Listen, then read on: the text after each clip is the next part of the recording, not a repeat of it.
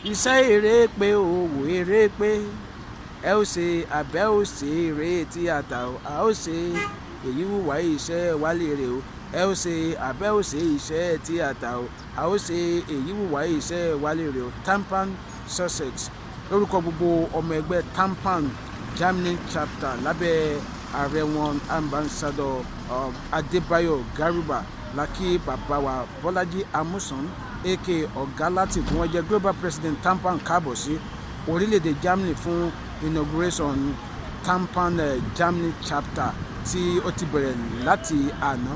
Bẹ́ẹ̀ ni àtúnkì bàbá wa ambassador Adébáyọ̀ Fátókí tí wọ́n jẹ́ ààrẹ ìgbélárugẹ àṣà Yorùbá lára àwọn àlejò pàtàkì tí à ń retí níbi inauguration yìí lélẹ́yìí.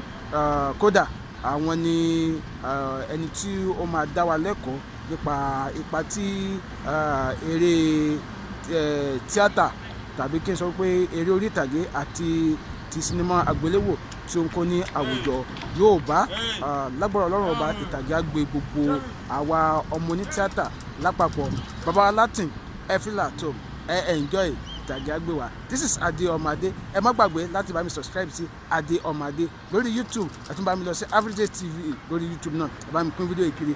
Tampan Success.